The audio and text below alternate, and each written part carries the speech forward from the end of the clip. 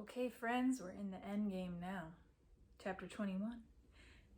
And last week we left off with Elizabeth went to Pemberley to tell Mr. Darcy that she was wrong and Jane does love him after all.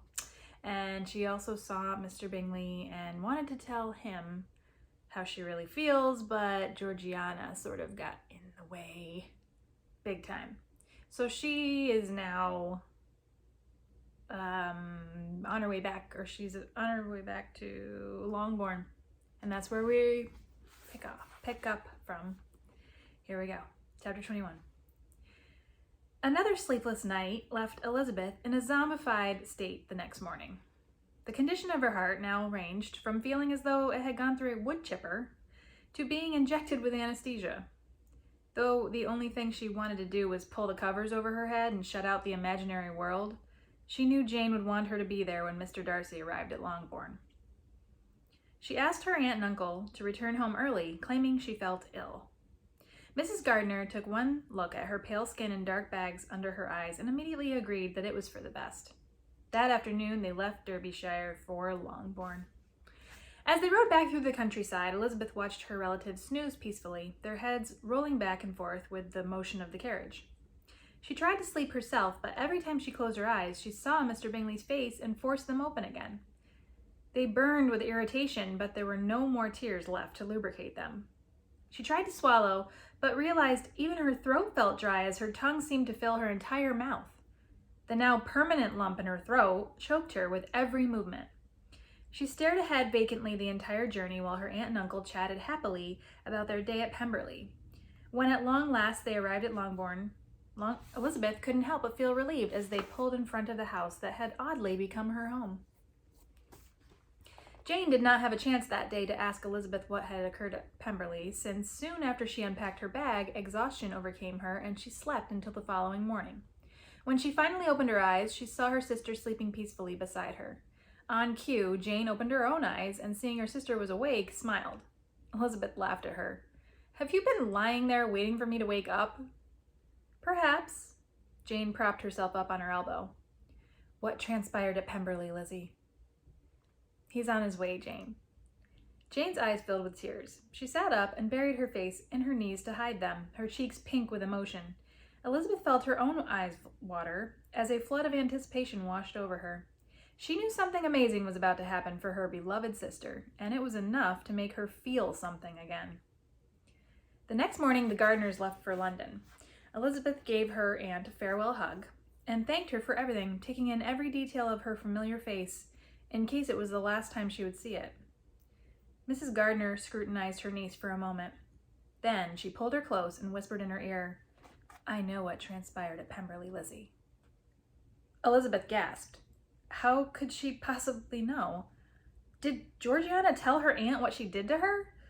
Did she spill the beans about Mr. Wickham? She shuddered. "You do?" "Yes. And I want you to know, Lizzie, I think it no great loss for you. I know he is considered to be a great man. Surely his father was. But he seemed to me rather conceited and unfriendly. We scarcely saw him while we were there, which I thought quite ill-mannered, considering it was his own estate." She kissed Elizabeth's cheek and smiled at her. "You will find someone, Lizzie, someone much better suited for you. I promise you." Elizabeth fought the urge to laugh. Oh, her poor sweet aunt, who always seemed to have it entirely wrong. Not unlike herself. Maybe they were more alike than she previously thought. She couldn't even see the point in correcting her. "Thank you. I really do hope you are right." Mrs. Gardiner smiled and stepped into the carriage. Elizabeth linked arms with Jane, and they walked back to the house where they decided to make a picnic lunch and spend the afternoon outdoors. It was Elizabeth's suggestion that they have their picnic in the shade of the willow tree. It was all she had left to remind her of Mr. Bingley. She couldn't quite explain it, but the memories were no longer painful as they had previously been. Knowing that her sister would be happy filled her with an altruistic disregard for her own broken heart.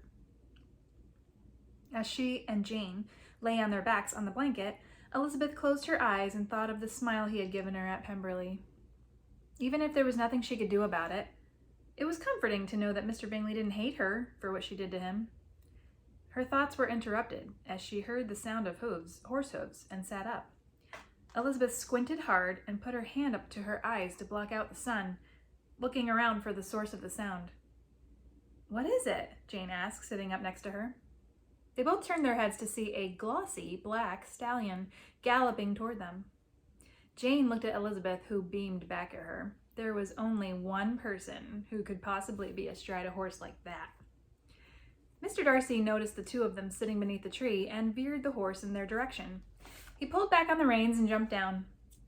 Jane leapt to her feet and began smoothing the wrinkles frantically from her gown, while Elizabeth stood up slowly, ignoring the state of her own crumpled dress. They watched him walk slowly toward them, removing his top hat and clutching it in his trembling hands. He gave Elizabeth a meaningful smile and bowed. "Miss Elizabeth." Elizabeth dropped into a perfect curtsy. "Mr. Darcy." He then turned to face Jane and bowed deeply. "Good day, Miss Bennet." Mr. Darcy's voice wavered. "Would you honor me with a walk across the field?" Jane's body was perfectly still, except for the rise and fall of her chest as she breathed nervously. "Of course, Mr. Darcy," she whispered, and took his extended arm. They walked away without as much as a glance backward. Elizabeth crossed her arms and leaned against the trunk of the tree, perfectly content for the time being. After a few minutes, she took an apple from the picnic basket and walked over to Mr. Darcy's horse, holding it flat on her palm for him. As he munched away, Elizabeth ran her hand down along the shiny black coat and turned her head to see Mr. Darcy and Jane on their way back, both smiling radiantly. "Can I be the first to congratulate you two?" Jane laughed. "Unless the horse somehow manages to precede you." Elizabeth threw her arms around her sister. Then she turned to Mr. Darcy. "Mr. Darcy, would you like to stay for dinner? We can make a toast." She saw the apprehensive look on his face and blushed. I will behave myself, I swear." Mr. Darcy smiled. "I would be honored if you believe it would not be an imposition. I must request an audience with Mr. Bennet, and I do not wish to waste another second." He gazed lovingly at Jane. The look she gave him in return made Elizabeth wonder how she could have ever believed her to be in love with anyone but him. The three of them walked back to the house. When they were close enough that they could make out the inquisitive eyes in the windows, Jane spoke up. "Perhaps I should allow my mother and sisters time to make themselves ready. Lizzie, will you escort Mr. Darcy to the stable?" Elizabeth nodded. Jane disappeared inside the house, along with the faces in the window. She smiled awkwardly at Mr. Darcy. Being alone with him reminded her that the last time she had seen him, she had asked him a racy question about swimming in the Buff, cold-cocked his sister, and left without as much as a goodbye. "Mr. Darcy," she began, "I owe you another apology." "Are you referring to your abrupt departure from Pemberley, Miss Elizabeth?" Elizabeth made a face. "Well, yes. That, and the fact that I attacked your sister." She peeked at him from under her eyelashes and was shocked to see him fighting a smile. "Did you? I wondered what happened to her. Her nose is still more than twice its normal size, you know." Mr. Darcy's eyes twinkled. Elizabeth smirked at the thought, then shook her head in shame. "I am so sorry, Mr. Darcy. Between kissing you and breaking your sister's face, you must think I am a complete lunatic." Mr. Darcy tried his hardest to give her one of his signature scowls, until his determination shattered and he burst out laughing. "On the contrary, I believe you might possibly be the most refreshingly sincere lady I have ever had the privilege to meet, Miss Elizabeth. My sister has had a good chastisement coming to her for many years. I am glad that she finally got what she deserved. I know she takes advantage of my affection for her. However, as she is now the only family I have left, I find myself routinely making excuses for her behavior." Elizabeth sensed an opportunity. Not only has Georgiana taken advantage of you, Mr. Darcy, she hasn't been honest with you either. She ruined the life of a good friend of mine with her lies. Someone I know to have once been a good friend of yours as well. Mr. Darcy raised a perfectly arched eyebrow. Please say you are not referring to George Wickham. That is exactly who I'm referring to. Elizabeth frowned. Everything Georgiana told you about him is a lie. Everything she said he did, well, I suppose not exactly everything. I mean, he did do some stupid things that he regrets, but everything in relation to her did not happen the way you think. You have to let him tell you the truth. You need to hear it for yourself. Mr. Darcy shook his head. No. I assured myself I would never speak to him again. Please, Mr. Darcy, Elizabeth implored. You said at Pemberley you would do anything for me. I just had to name it. This is what I want. I want you to talk to Wickham.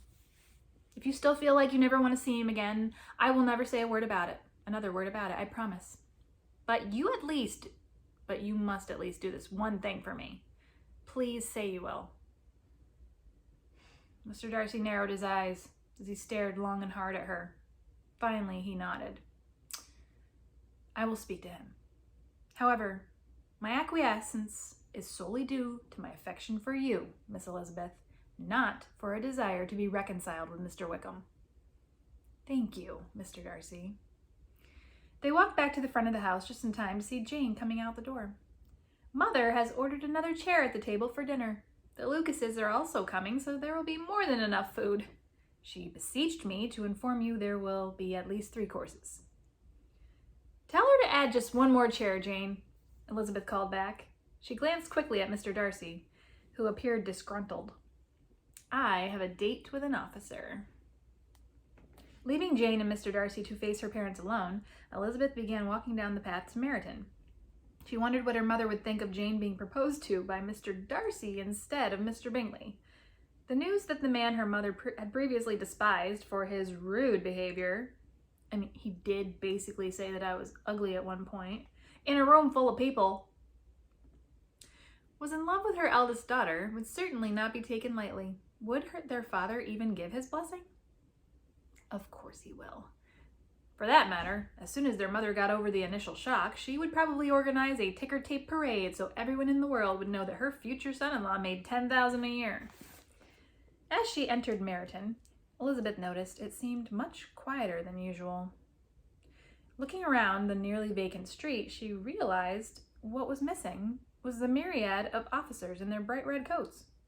The few that lingered gave Elizabeth the distinct impression that something was wrong. A sharp twinge of panic set in. What if Mr. Wickham wasn't there? She made her way over to the nearest officer to inquire as to his whereabouts. He pointed to a building with a sign over it that read The Swan. Elizabeth made a beeline for it and stepped inside. It was so dark she had to wait a moment for her eyes to adjust before scanning the room for Mr. Wickham. In one corner, a table of men were singing an atrocious rendition of My Bonnie Lies Over the Ocean, glasses raised and whiskey sloshing over the sides. Elizabeth squinted as she looked around the room for her friend. Finally, she saw him sitting alone at the far back with a tall glass of amber-colored liquid in his hand. She squeezed her way through the crowd at the bar and asked the bartender for a whiskey. He raised his eyebrows as he took in her bonnet and floral gown, but began pouring when she plunked a coin down onto the counter. She gave him a playful wink as he handed her the glass, then walked over to Mr. Wickham and sat down in the empty chair across from him. He looked up slowly. When he realized it was her, he immediately sat up straight. Miss Elizabeth, he cried, what are you doing here? Elizabeth smiled and raised her glass. I needed a drink. Cheers! Wickham's expression was bewildered as he slowly raised his glass. Elizabeth set hers back down on the table. All right, the truth is, I need you to come to Longbourn for dinner tonight. Will you come? Mr. Wickham sat back in his chair and crossed his arms, his lips twitching. Miss Elizabeth, I am not about to masquerade as your betrothed so that your mother will cease in her attempts to acquire a husband for you. Elizabeth waved her hand dismissively. No. It's nothing like that, I promise. He gave her a skeptical look. I just want you to come for dinner, that's all. Mr. Wickham exhaled. I am not feeling very sociable at the moment. He drank deeply from his glass and looked out the window. Is something wrong? There should not be, he answered. The regiment is leaving for Brighton in a few days. I should be ready and willing. However, my heart is simply not in it. Wickham took another sip and set down his glass. Elizabeth swallowed. I will miss you so much. She placed both hands on the table and folded them, which is why you need to come to tonight. It might be the last time I get to see you for a long time. Mr. Wickham smiled ruefully. Then of course I will come. Elizabeth felt the smile she gave him in return falter. Should I tell him Mr. Darcy will be there? She knew if she did, he would never come, and immediately decided to omit that piece of information. Besides, it would all work out in the end, right? Right. Feeling confident, Elizabeth raised her glass to her lips and drained it, then coughed and wheezed violently as she clutched her chest. Hoo-wee! She cried, causing everyone in the room to look over at her. That's good stuff. They don't make it like that where I'm from. Mr. Wickham accompanied Elizabeth back to Longbourn. On the way, Elizabeth filled him in on what had happened at Pemberley. As she described her confrontation with Georgiana, he became so agitated, he stopped abruptly and placed one arm across her torso, as if to shield her. His face was full of unspoken rage when she mentioned the threats she received. When Elizabeth confessed she had retaliated by breaking Georgiana's nose, he stared at her in absolute shock. Then Wickham burst into raucous laughter and bent over, his hands on his knees. Elizabeth wondered just how much he had to drink before she found him, as she waited patiently for him to finish. When Mr. Wickham finally managed to regain his composure, he stood up straight and wiped the tears from his eyes. Taking Elizabeth's hand in his, he dropped down on one knee. What in the world are you doing? You are the most incredible woman I have ever been acquainted with, Wickham declared. No man on this earth could possibly possess larger bollocks than you, Miss Elizabeth. I love you with every fiber of my being. Please say you will marry me. Elizabeth pulled her hand away in exasperation as he continued to snicker. Oh, get up, she said, rolling her eyes and blushing. Well, I finally got my proposal from Brian. They continued to walk for a few moments in comfortable silence. Then Mr. Wickham turned to look at her. How did Darcy react to your altercation with Georgiana? Elizabeth gave him a small smile. He was glad. He said she had it coming for years. Is that not the truth? Wickham muttered scathingly. Elizabeth decided to press her luck. He knows she has been lying to him for years. I told him. Mr. Wickham now stared determinedly at the ground. Oh? Yes. And I thought that maybe you could tell him the truth about everything. She glanced sideways at him. I do not think that would be a favorable idea. Why not? Elizabeth asked. Don't you think you at least owe him the truth? He's going to marry my sister. It's not like you have anything to lose. If he knows what really happened, maybe you could at least be friends again, or at the very least, find closure. Even if I summoned the courage to confess the truth about Georgiana, Wickham said, I could never readdress my feelings for Darcy. I am not strong. Of course you are, Elizabeth objected. You're a soldier. You have to be strong. Besides, you can't let Georgiana hold onto the power to expose you anytime she feels she can use it to her advantage. Mr. Darcy has recently had some experience being heartbroken. He will be much more understanding now than he ever was before. Plus, no more secrets means you gain victory over Georgiana. Trust me, that is an amazing feeling. She cracked her knuckles and smiled, causing him to chuckle softly. she would still have at her disposal the power to remove me from the regiment. Even if Mr. Darcy forgave me, my commanding officer certainly would not. True, but if Mr. Darcy has your back, it'll be his word against hers, and who do you think people will believe? She's not wrong about the whole sexism thing. It's the 1800s. Women are treated not much better than lapdogs, at least by the standards of society. They are expected to be seen and not heard. In this case, however, when the woman is a lying cow, her being oppressed works in your favor in a regiment composed entirely of men. And no one else need ever know unless you yourself choose to tell them. The victory is yours. Wickham smiled. If I gain victory over Georgiana, then so do you. He turned to face her, taking her hands firmly in his. Her threats would be worthless. You would be free to tell Mr. Bingley how you truly feel. Elizabeth felt her heart beat faster. I could tell him that I love him. The thought made her lightheaded. Yes, I suppose it would. I suppose I would. I will tell him the truth, Miss Elizabeth. I do not know the time or place. However, I promise you that I will tell him. He gave her a determined look. You would do that for me? Mr. Wickham brought her hand to his lips and kissed it. I would do anything for you, Miss Elizabeth.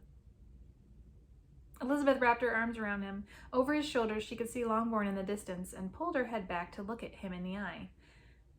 Would you still say that if I told you the time and place is right now at dinner? As they entered the house, Mr. Wickham's face was white as a sheet. Luckily, the Lucases had already arrived, so there was plenty of chaos to distract him from his trepidation. When they entered the drawing room, Mr. Darcy looked up, and when he saw who accompanied Elizabeth, he flushed scarlet. Mrs. Bennet, despite being told multiple times that he was only a friend, welcomed Mr. Wickham with a flirtatious smile and winked at her daughter. Elizabeth inwardly rolled her eyes. She knew her mother was hoping she would have 2 daughters engaged by the end of the evening. Lydia and Kitty, who had been starved for attention from a man in a red coat for almost an entire week, were both thrilled to see Mr. Wickham. They coquetted shamelessly until they were all summoned to the dining room for dinner. The 3-course meal proceeded without incident, a commendable accomplishment considering Elizabeth and Mr. Wickham were seated next to Jane and Mr. Darcy. The commotion created by the rest of the party, combined with the inability for the newly engaged couple to take their eyes off one another, made conversation between the 4 of them virtually impossible. When the last crumbs of cake had been devoured, the women excused themselves to the drawing room to gossip, leaving the men behind to drink and smoke. Elizabeth made sure she was the last to leave, so she could give Mr. Wickham's hand a squeeze before following the others through the doorway. She couldn't help but feel like she had thrown him into the lion's den as she sat chewing the little that was left of her nails, and suddenly worried that she had made a huge mistake in asking him to come. She glanced fearfully at Jane. Her vacant expression confirmed for Elizabeth that she didn't have a care in the world at that moment. What if their talk did not go well? What if Elizabeth was about to be responsible for ruining the happiest day of her sister's life? After an eternity, the men finally entered the drawing room. Elizabeth sucked in her breath and held it as she watched Mr. Darcy enter first. His face was unnervingly expressionless. He went over to sit beside Jane, who immediately smiled and engaged him in conversation. Elizabeth jerked her head back toward the door, and where she saw Mr. Wickham slowly walking into the room. When he saw her, he gave her a small smile that made her heart skip a beat. She waited for the general volume of conversation to overpower her voice, then whispered, "What happened?" Wickham glanced around nervously to make sure no one was listening. "He forgave me." "He did?" Elizabeth dropped her voice to a whisper again. "What did you say?" "I apologized for my behavior toward him when his father died. I told him I was a fool. He said while he could never reciprocate my affection, he sympathized with my suffering. I informed him I simply desired to be his friend once more. He said he was more than willing to comply, especially when I informed him what actually occurred with Georgiana. Mr. Wickham grinned at her. That is amazing. I am so happy for you, George. Well, Elizabeth blushed as she realized she had used his first name, which in the Regency era was an intimacy for siblings and engaged couples only. Mr. Wickham shook his head. Please, call me George. I feel as close to you as a brother now. I know I will always think of you as a most beloved sister. As long as it's okay with you that your sister still finds you incredibly attractive. So, everything is good now, right? It is far better than good, actually, Mr. Wickham expressed. I confessed to Darcy I was not content in the militia, that I possessed an interest in law after all these years. He offered to pay for my substitute in the regiment, and in addition, tuition for law school. I informed him I could not accept such a generous offer, but he insisted. He claimed he owed his felicity to the benevolence of someone very dear to his heart, and that this would be the perfect way to requite their kindness. His eyes swelled with emotion. I am to become a lawyer instead of a foot soldier with no ambition. Elizabeth glanced over at Jane and Mr. Darcy. Sensing her eyes on him, Mr. Darcy turned and looked at her. Elizabeth gave him a meaningful smile. She silently mouthed, "Thank you." He bowed his head and winked at her before turning back to Jane. She returned her gaze to Mr. Wickham. I couldn't be more thrilled for you, George. Really, you deserve to be happy. Mr. Wickham's face was suddenly grave. So do you, Elizabeth. You must find Bingley and tell him that you love him. There is nothing standing in your way now. Elizabeth's momentary surge of exhilaration deflated like a popped balloon. I had every opportunity when I was at Pemberley to tell him how I feel about him. He wanted to speak to me. He might have even have wanted to tell me that he still loved me, but I didn't give him the chance. Instead, I walked away from him without even saying goodbye. She frowned. Well, I really only did that because Georgiana was miming slitting my throat at the time. But still, if he didn't believe it was over before then, I'm sure he does now. He probably never wants to see me again. She looked down at her lap. It's just as well. Georgiana was right about how I have treated him. I'm not much better than she is, really. I have been nothing but despicable. Mr. Wickham gently lifted Elizabeth's chin so her eyes were level with his. You are 10,000 times the woman Georgiana Darcy is, Elizabeth. Do not even dare to compare yourself with her. You would never intentionally hurt someone. Georgiana merely seeks to devour. Not unlike Satan. She might even be Satan. It is certainly not improbable. Elizabeth gave him a melancholy smile. Even so, she probably has already tricked him into proposing to her. She fought back tears. I just have to let him go. It is more than obvious by how difficult everything has been that it just isn't meant to be. Mr. Wickham scowled. You cannot let him go, Elizabeth. You must fight for him. You have already proven that you possess the ability by assaulting Georgiana so magnificently. Where did that passion go? When did you become such a defeated, faint-hearted shadow of the woman you truly are? It is more than obvious that he is still mad for you. Now, do you desire to be with him or not? Elizabeth leaned back in her chair, taken back by his words. I do. Her face relaxed into a sly smile. I am full to bursting with desire to be with him. Then go to him. Go to him, wherever that may be, and tell him that you love him. Mr. Wickham cast a wistful glance at Mr. Darcy. You are fortunate, Lizzie, that the man you love loves you in return. He turned back. Find him, Elizabeth. Do it. If not for yourself, then do it for me. I want to know that you will be taken care of when I leave you. George, she began, I am perfectly capable of taking care of myself, believe me. Mr. Wickham flashed her a roguish smile. I know of at least one other person who would agree with that statement. I should think she will be quaking with fear that you might finish her off when she learns her threats are now worthless. Elizabeth sat up straight. You're right. She curled her lip in disdain. Screw Georgiana, that man is mine. Mr. Wickham beamed at her. That's my girl. She jumped up and crossed the room to where Mr. Darcy was sitting. He glanced up inquiringly as Elizabeth stood over him, placed her hands on her hips, and smiled. Mr. Darcy, I need you to take me to London. Mr. Darcy and Jane both stared at her, nonplussed.